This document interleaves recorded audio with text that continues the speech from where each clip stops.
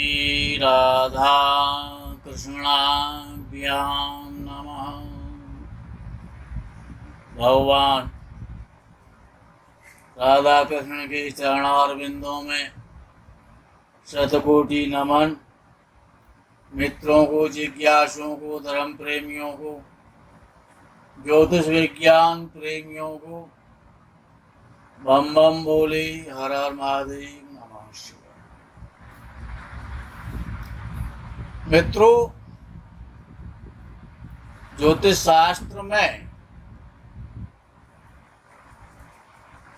एक दोष होता है कुंडली में, और एक योग होता है।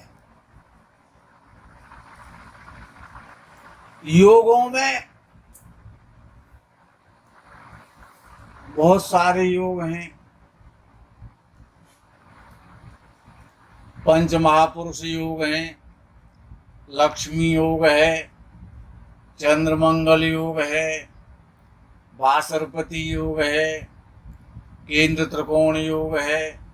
ये सभी योग कहलाते हैं। योग का तात्पर्य शुभता से होता है, अच्छाई से उसका माना जाता है। जैसे कि एक और एक को ये जोड़ दिया जाता है, उसका योग कर दिया जाता है, तो उसकी ताकत बढ़ जाती है, उसकी अच्छाई बढ़ जाती है, उसकी महत्ता बढ़ जाती है, और वो दो हो जाता है। कहीं कहीं जब ज्यादा अच्छाई बढ़ती है तो एक और एक 11 भी हो जाता है, तो वो अत्यंत महत्वपूर्ण हो जाता है। कुछ विद्वान, कुछ व्यक्ति ऐसा समझते हैं कि काल सर्प नाम का योग है, जबकि यह योग नहीं कहलाता है, क्योंकि वो शब्द ही अशुभ शब्द है। जो नाम रखा गया है वो नाम ही अशुभता का प्रतीक है। काल और सर्प तो योग कैसे हो सकता है? अच्छा, ये काल सर्प योग दोष तो हो सकता है, योग नहीं बन सकता। तो इसको काल सर्प दोष की संज्ञा दी गई है शास्त्रकारों के द्वारा। अच्छा, काल और सर्प, ये जो शब्द है, काल कहते हैं मित्रों समय के लिए। काल जो है वो समय का, टाइम का पर्यायवाची है। और सर्प, सर्प का तात्पर्य जब समय गलत होता है, अशुभ होता है, और व्यक्ति चिंतित होता है, परेशान होता है, टेंशन में आ जाता है, डिप्रेशन में आ जाता है, तो उसको काल सर्प समय कहा जाता है, जिसको काल सर्प दोष के नाम से जाना जाता है। क्योंकि जो सर्प की जो गति होती है वो वक्र गति से, टेढ़ी गति से, टेढ़ा मेढ़ा चलता है, सीधा नहीं चलता है, वो हमेशा वक्र गति से चलता है। तो जो और राहु और केतु तो ऐसे ग्रह हैं कि वो कभी सीधे चलते ही नहीं है। जैसे ये कि संसार में हमारे दो पड़ोसी हैं, वो कभी सीधे नहीं चलते, वो तो हमेशा टेढ़े ही चलेंगे। और इसीलिए तो विद्वानों ने कहा कि पयपानम भुजंगानाम केवलम विषवर्धनम, के सर्पों को दूध पिलाने से उनका केवल विष वर्धन होता है, उनका विष बढ़ता है, उनका तो मुखार बिंद ही कुचला जाए तभी वो नष्ट हो सकते हैं। तो राहु और केतु के माध्यम से काल सर्प दोष से हर व्यक्ति कहीं न कहीं किसी न किसी प्रकार से प्राय पीड़ित देखा जाता है, जिनकी कुंडलियों में काल सर्प दोष होता है। अच्छा, और हर व्यक्ति ये जानना चाहता है कि मेरी कुंडली में काल सर्प नाम का दोष है, या पंडित जी मुझे बेकार है, ज्योतिषी मुझे ठगना तो नहीं चाहते। तो ये कालसर्प दोष की जो व्याख्या है वो विद्वानों ने बड़े सहजता से, सरलता से, सरल विधि के साथ की है, जिसको कि आप अपनी कुंडली देख करके स्वयं समझ सकते हैं। अच्छा, ऐसा भी विद्वान कहीं कहीं ऐसा भी कह देते हैं कि आपकी कुंडली में काल सर्प दोष तो है, लेकिन पूर्ण रूपेण नहीं है, आंशिक काल सर्प दोष है। ये आंशिक काल सर्प दोष नाम का कोई शब्द ज्योतिष शास्त्र में नहीं पढ़ने को मिलता है। ये हमारी अपनी निजी कल्पना तो हो सकती है, और आंशिक जब किसको बताते हैं कि जब राहु और केतु के मध्य से एक ग्रह और बाहर निकल जाता है, उसकी कुंडली से, राहु केतु की जो कुंडली होती है उससे जब एक ग्रह जब बाहर निकल जाता है तो उसको विद्वान काल, आंशिक काल सर्पदोष कहने लग जाते, जबकि ऐसा होता नहीं है। काल सर्प दोष है तो है और नहीं है तो नहीं है, ये आंशिक और से कोई लेना देना नहीं है। तो काल सर्प दोष है तो है भाई। सर्प को आप रस्सी तो नहीं बता सकते हैं ना, सर्प तो सर्प रहेगा और रस्सी रस्सी रहेगी। तो उस स्थिति में वहां पर अंशों का वर्णन आता है कि राहु जितने अंशों में, यदि विचार किया जाए कि राहु 17 अंश पर बैठा हुआ है और बाहर निकला हुआ ग्रह 18 अंश पर है, तो विद्वान कहते हैं कि आंशिक काल सर्प दोष है। जबकि शास्त्र ये कहता है कि काल सर्प दोष है ही नहीं, काल सर्प दोष खत्म हो गया।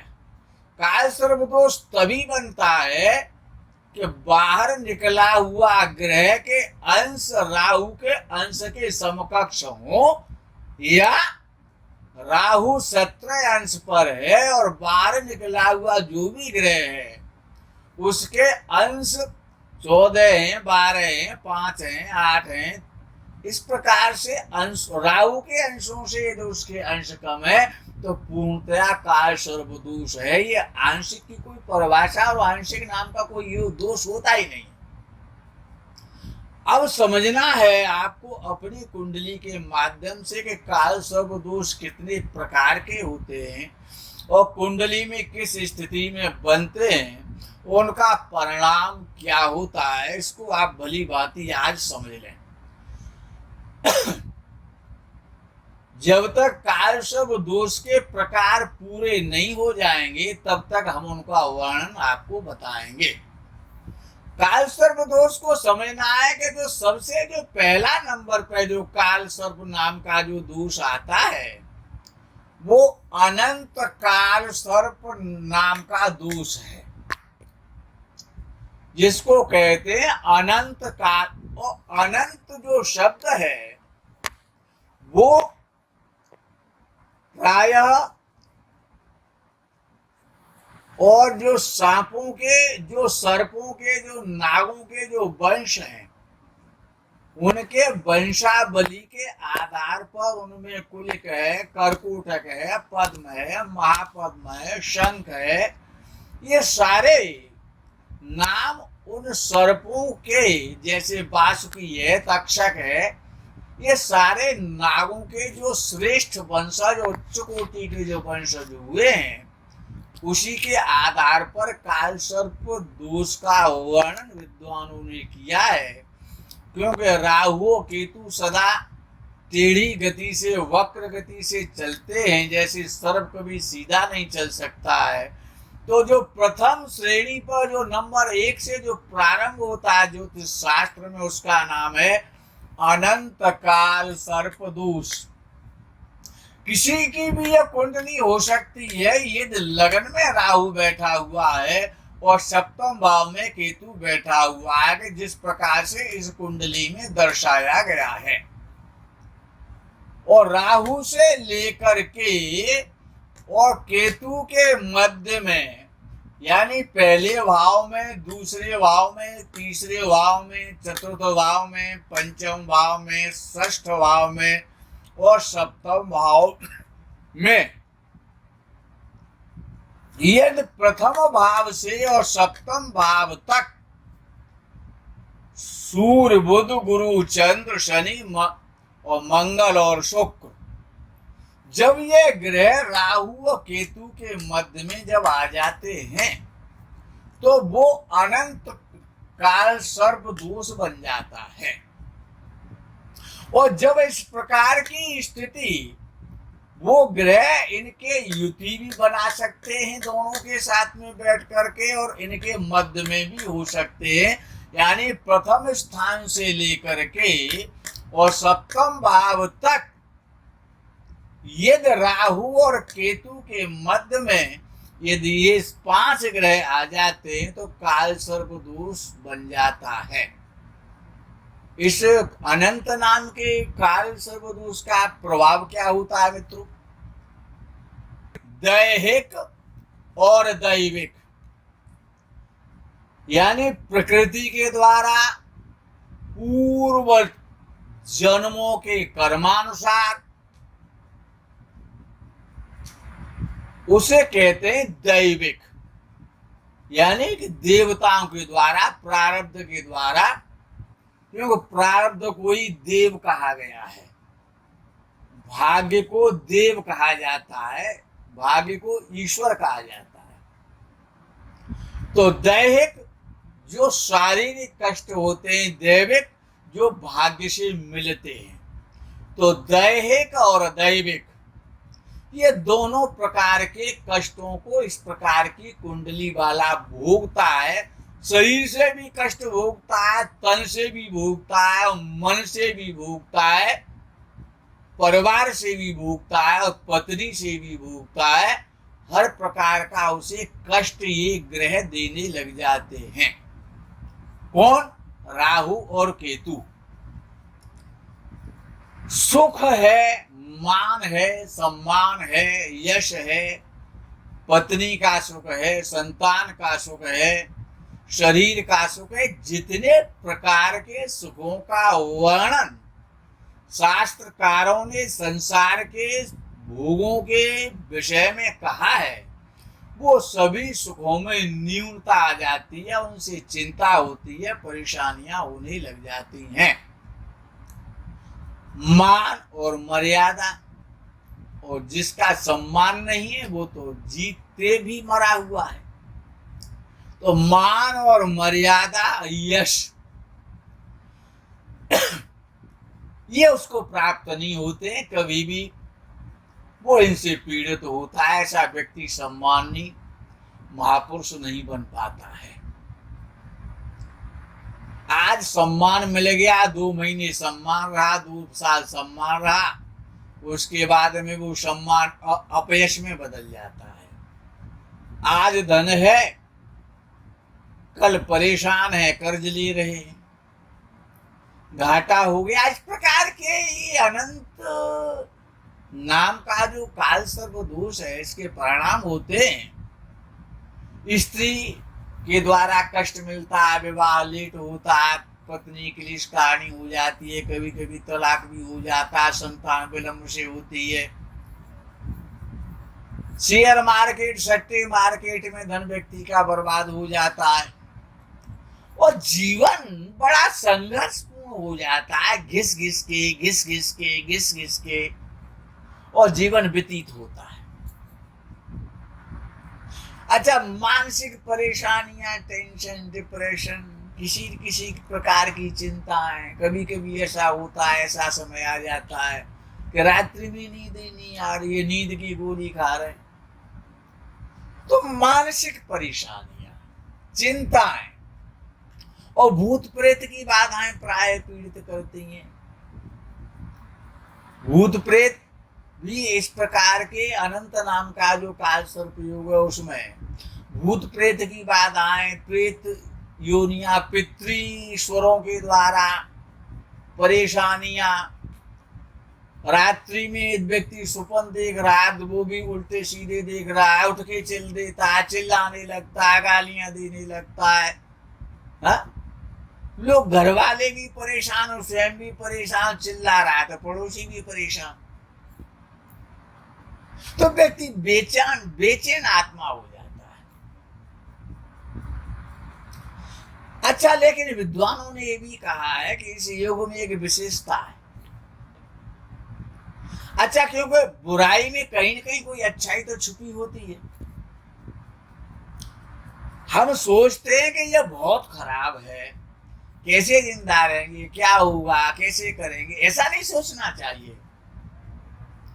क्योंकि जो भी जितनी भयंकर बुराई होती है उसमें कहीं न कहीं अमर तत्व जरूर छिपा होता है, शुभता और बड़ी अच्छी श्रेष्ठता छुपी हुई रहती है, उसको समझना है। तो ये अनंत नाम का ये जो कालसर्प योग जो बनता है, इसमें एक अच्छाई है कि जब व्यक्ति 45 या 40 वर्ष की आयु को पूर्ण कर लेता है, मित्रों ध्यान रखना, घबराने की जरूरत नहीं है, डरने की जरूरत नहीं है। 45 या 46 वर्ष की अवस्था के बाद और उसके जीवन में परिवर्तन आता है। वैसे तो जीवन भर धन की चिंता रहती है, कर्ज लेता रहता है, ऋण देता रहता है, वैसा व्यक्ति धनी नहीं देखा गया। लेकिन 45 या 40 वर्ष की आयु पूर्ण होने के पश्चात और जीवन का आनंद और सुख मिलना प्रारंभ हो जाता है। मन से भी सुखी है, संतान से भी सुखी है, और पत्नी से भी सुखी है, धन से भी सुखी है। सारे आनंद धीरे धीरे धीरे धीरे बढ़ते जाते हैं और समस्त प्रकार का सुख और भाग्य भी साथ देने लगता है, ऋण से मुक्त हो जाता है, शरीर स्वस्थ रहता है। तो ये योग एक प्रकार से कि वृद्धावस्था में तो हमको देखना है, जवानी और युवा अवस्था और जो है बाल्यावस्था तो व्यतीत हो जाती है। तो लेकिन इस योग में एक विशेषता है कि वृद्धावस्था में बड़ा सुख देता है। ये योग वृद्धावस्था में सुख देता है, जहां से इस सुखों की आवश्यकता होती है। अच्छा, अब इस योग, अब विषय ये आ जाता है कि लोग कालसर्प दोष का उपचार कराने, कोई नासिक जा रहा है, कोई उज्जैन जा रहा है, कोई हरिद्वार जा रहा है, जहां जिसकी वाराणसी, जहां हरिद्वार जिसकी जहां जो सुविधा मिल जाती है वो वहां जाता है। अच्छा, लोगों ने इस प्रकार की एक धारणा ब्राह्मणों ने ज्योतिषाचार्य ने पैदा कर दी कि सब नासिक में जाने से, वहां कालसर्प दोष का प्रयोग कराने से, शांति कराने से और कालसर्प दोष नष्ट हो जाता है, उसका अशुभ प्रभाव खत्म हो जाता है। लेकिन ऐसा नहीं होता है। और ये जो प्रैक्टिकल मैं आपको बता रहा हूं, मैंने कहीं पढ़ा नहीं है, मैं 50 लोगों से इस प्रकार की जानकारी, क्यों हमारा ये कार्य है तो उनसे जानकारियां मिली, तो उससे कोई लाभ नहीं हुआ। क्योंकि कालसर्प दोष का जो उपाय है, जो उपचार है, जो उसका प्रयोग है, वो एक दिन में पूर्ण नहीं हो सकता और शंकर जी का अभिषेक कराने से काम नहीं चल सकता है। उसकी एक अलग विधा है, उसकी एक अलग विधि है। जो उस विषय विशेष के पारंगत विद्वान है, वही उसका 3 दिवस में और उसका उपचार और वो प्रयोग हो पाता है। तो हमेशा कालसर्प दोष खत्म नहीं होता है, कालसर्प दोष तो रहता है। आप उसका उपाय कराएं या ना कराएं, यदि आपकी कुंडली में ये अनंत नाम वाला जो कालसर्प योग है, तो 45-40 वर्ष के बाद तो उसका जो अशुभ परिणाम आपने बाल्यावस्था से और युवावस्था में भी झेला, उसका बिल्कुल अपोजिट हो जाता है। जीवन के जितने सुख हैं सभी मिल जाते हैं। ऐसा प्रैक्टिकल में भी देखा गया है और उसको ज्योतिष शास्त्र भी कहता है। तो अगर ये अनंत नाम का जो काल सर्प योग है कि लगन में राहु हो और सप्तम भाव में केतु हो, और लगन भाव से लेकर के और सप्तम भाव तक यदि सभी ग्रह राहु केतु के मध्य में जब आ जाते हैं तो ये अनंत नाम का जो काल सर्प दोष है, इससे घबराने की आवश्यकता नहीं है। और जिनकी उम्र 45 या 40 वर्ष की हो चुकी है वो उपाय कराएं या ना कराएं, उनको आगे का जीवन स्मूथ हो जाएगा। आप प्रसन्न रहें, आप चिरजीवी हो, इसी कामना और भावना के साथ में आज इस प्रकरण को यही विराम देते हुए आगे के प्रकरण में कुलिक काल सर्प दोष का वर्णन कैसे बनता है, उसका क्या फल होता है, ये आपको समझाया जाएगा। इंतजार करें, प्रतीक्षा करें। हर हर महादेव, बम बम भोले, नमः शिवाय, जय गौ माता की।